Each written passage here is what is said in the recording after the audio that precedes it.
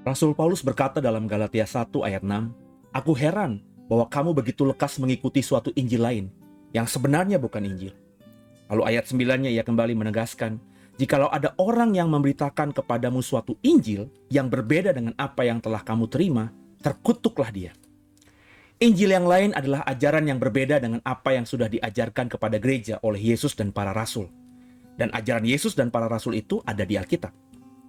Jadi Injil yang lain sebenarnya bukan Injil, adalah suatu yang diajarkan seolah dari Yesus, seolah kebenaran, tapi sebenarnya tidak ada dukungan ayat Alkitab yang kuat. Injil atau kabar baik adalah berita dari surga yang diajarkan oleh Yesus dan kemudian dilanjutkan oleh para rasul yang sudah mengalami pencurahan Roh Kudus. Semua ajaran yang disebut Injil itu hanya ada di dalam Alkitab kita. Sedangkan Injil yang lain itu adalah ajaran yang seolah Kristen, seolah diambil dari Alkitab, seolah Alkitab mengatakan demikian, tapi jika kita membaca Alkitab dengan sungguh, dengan benar, maka tidak ditemukan ayat Alkitab yang jelas yang bicara soal itu. Ini yang saya sebut bahaya laten dalam kekristenan tentunya. Sebuah ajaran sesat yang tidak terlihat dengan jelas, tapi ada. Kenapa ada? Karena banyak orang Kristen yang tidak membaca Alkitab. Banyak orang Kristen berpikir bahwa pendetanya, semua hamba Tuhan yang didengarkan khotbahnya pasti mengajarkan apa yang diajarkan Alkitab. Lugu, naif, tapi bodoh. Satu-satunya cara agar kita tidak disesatkan oleh Injil yang lain yang sebenarnya bukan Injil adalah hanya dengan membaca Alkitab, membaca Injil, membaca Alkitab kita. Ada dua hal yang mau saya tekankan dalam prinsip dasar dalam membangun iman, yakni yang pertama, percaya ineransi Alkitab. Maksudnya Alkitab itu tanpa salah dalam bentuk naskah aslinya. Jadi Alkitab terjemahan yang kita baca juga harus di cross check dengan beberapa terjemahan yang lain. Puji Tuhan jika kita bisa membaca Alkitab dalam bahasa aslinya, yakni bahasa Ibrani dan Yunani.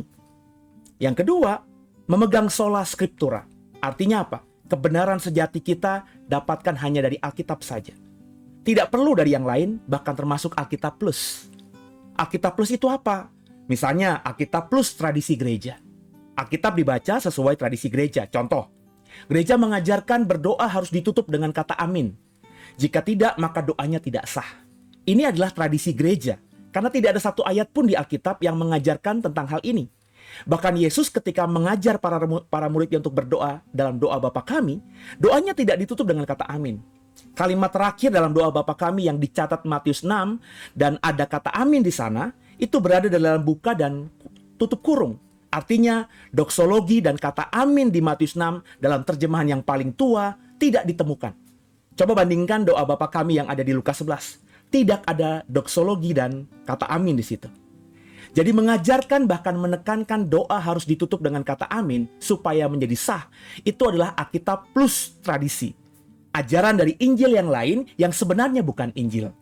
Jadi mari kita mulai membangun pemahaman iman kita hanya dari Alkitab. Dan supaya kita tidak disesatkan ajaran yang bukan Injil, maka mulailah membaca Alkitab dengan rutin.